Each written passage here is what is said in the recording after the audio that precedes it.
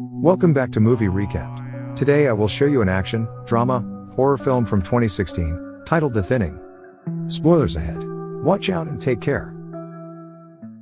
In the near future, the UN requires countries to cut their population by 5% every year in order to combat overpopulation. America gives its students a standardized test every year, and executes the students with the lowest scores.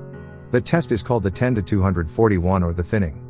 In Austin, Texas, students prepare for the thinning, which takes place in 18 hours. Simon and his older sister, Lena, sit at a desk in his room as Lena tries to mentor him. Their younger siblings, Corinne and Joey, sit on the bed playing games.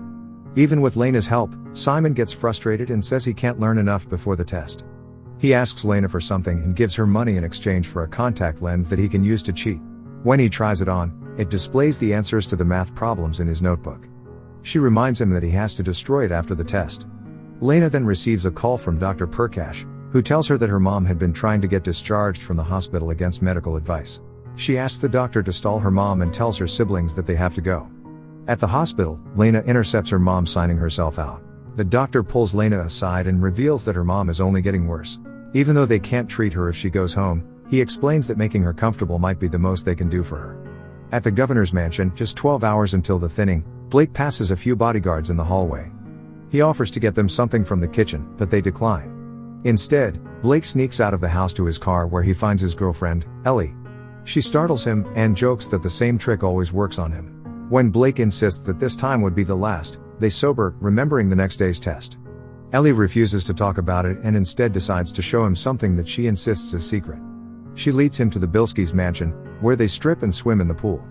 Afterwards, they kiss in the car until Ellie admits that she's scared about the test. Then Vince, one of the bodyguards, catches them and brings Blake back to his dad. Blake's dad, Governor Redding, lectures his son and tells him that while it's okay to have fun, that he has to pick better moments. He insists that Ellie is a distraction that Blake can't afford until he gets through tomorrow's test, and his final test next year. After that, Blake can be distracted for the rest of his life. Governor Redding gives Blake a hug before he leaves the room. 3 hours before the thinning, guards patrol a militaristic school surrounded in chain-link fences, barbed wire, and cameras. Students approach the facility, watched by guards in black masks. Simon bumps into another student, drops his contact lens, and is unable to find it. The guard orders him to keep moving. Blake approaches Lena as she watches students saying goodbye to their parents. He asks for a study guide, but she explains that she gave the last one away. Kellen, her friend, asks about Blake, but she insists that she barely knows him. The guards check students for cheating devices, and when one guilty student is discovered, they chase him down and catch him with a net. Kellen uses his dad's security access to view the security footage and sends it to a reporter he claims to know, named Wendy Banks. He explains that he has her email, though she doesn't seem to respond to his tips. Inside the school, Blake tries to comfort Ellie. 15 minutes before the test begins, the guards lock down the school. The students gather in their classrooms and teachers review the rules. Miss Birch tells her students that she's proud of them and that the questions are tough but not meant to trick them. She also insists that there's always a chance. A second teacher, Mr. Glass, also goes over the rules and reminds the students that the test is an accurate aptitude assessment. He then orders them to begin and the lights in the classroom dim. Each student picks up a tablet and begins to take the test with the tablets lighting up their faces. The teachers warn the students when they have a minute remaining, then announce the end of the test. As the students wait for their results, some show signs of stress. They squirm in their seats, cry, or look uncomfortable. Kellen is amongst them. Eventually, names of the students who failed are read out. With each name called, a student is removed. Some cooperate, some beg, others require force. Kellen is relieved that he passed, but Ellie fails. The remaining students are congratulated for passing and released to the rec room. Lena sees Simon being led away with the failed students and Blake calls his dad to beg for him to do something to save Ellie. But, his dad insists that he has to obey the law. Blake gets angry and slams the locker. He runs after them and attacks a guard with a fire extinguisher. He tells Ellie to run as the guards are distracted, but she is stopped by the crowd and caught. 1 year later, the next test is 24 hours away. Lena sits at a table with her 2 younger siblings. They're surrounded by boxes and one holds a pamphlet that shows that her mother has passed away. Miss Birch visits to bring the family some extra casserole and tries to comfort Lena about the fact that Corinne would be taking her first test. Meanwhile, Blake works out in his room. He still has a picture of Ellie pinned to his wall. He begins to record a video on a tablet, saying that if someone was watching it, he would already be dead. 3 hours before the test, Lena quizzes Corinne as they approach the school and hugs her before sending her inside. Governor Redding discusses plans for an announcement with Vince, checking that everything is ready. Then, he checks in with Blake. He tries to convince Blake that nothing could be done about Ellie, but Blake dismisses him. Blake leaves for school and Vince sees him put a package in a mailbox along the way. Lena and Kellen meet up at the school and talk about the fact that this is their last test. Kellen admits that he is nervous but recognizes that Lena probably isn't because of how smart she is. Instead, she's more nervous about Corinne than herself. On the way inside, Kellen runs into Wade, a quarterback that goes on to bully another kid. They wonder if he's actually smart enough to have survived this long. 15 minutes before the test, the school is locked down again. At the mansion, Vince approaches Governor Redding about his son and shows him the package Blake had tried to deliver. Inside is Blake's tablet where he recorded a video explaining his plan to intentionally fail the test. In the video he explains that if his dad wants to stand by this system, he'd have to stand by the system that killed his son. The governor demands for his son to be brought home, but the school is locked down and he throws a chair in frustration. Then he tells the other bodyguard to leave the room. Back at the facility, Blake waits to take his test and a dark-haired girl named Sarah looks at Mr. Glass. She'd slept with him to try to get a passing score. He doesn't meet her gaze. In a classroom of younger kids, Miss Cole shows her students a video before their first test.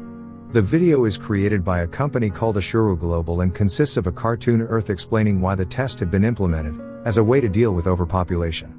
It lists how some other countries killed their elderly or restricted the amount of children a couple could have, but that America only lets the smart kids live there, allowing it to become the best country again. The video portrays the kids that failed the test as merely helping the planet to feel better.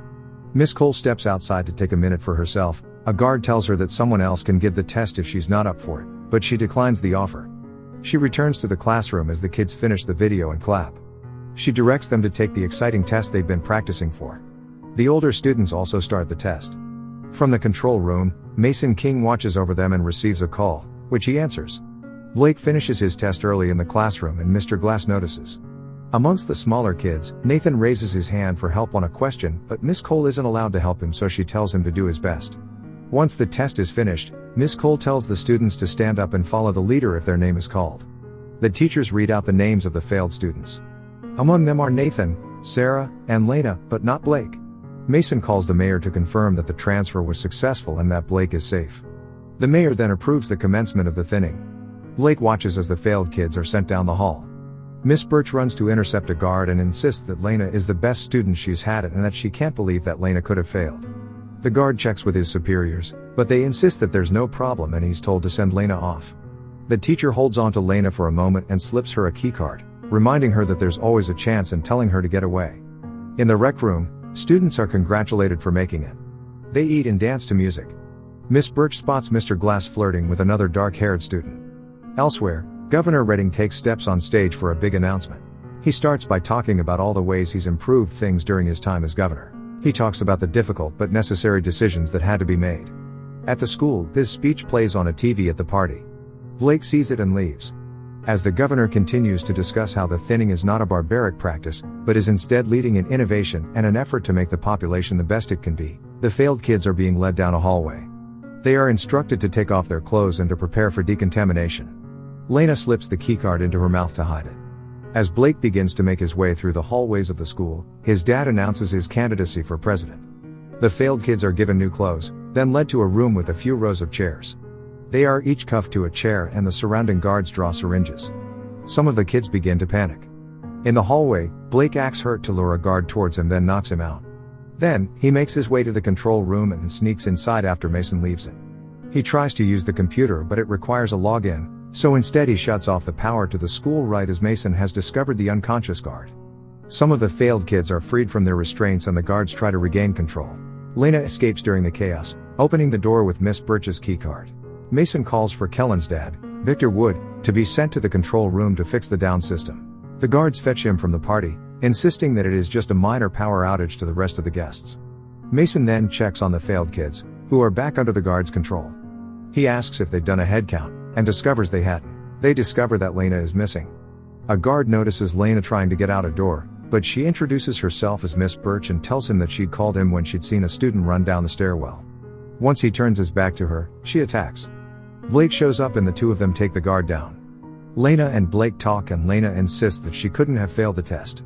Blake admits that he failed on purpose, but that his dad got him out. Lena realizes that something is off, and when Blake sets off an alarm they climb into a vent to escape.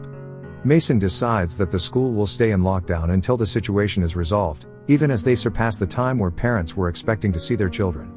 He hears about another guard who'd been attacked by someone who claimed to be a teacher, so he calls for all the teachers to be brought to a holding room. Lena and Blake talk about Lena selling cheats to desperate kids for the test.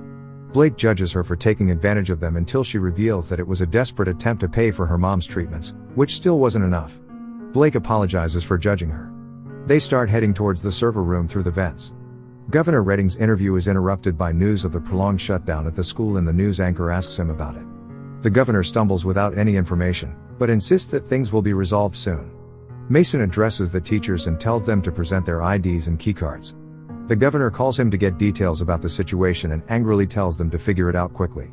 Blake and Lena continue through the vents until Blake falls through one and into a pool below.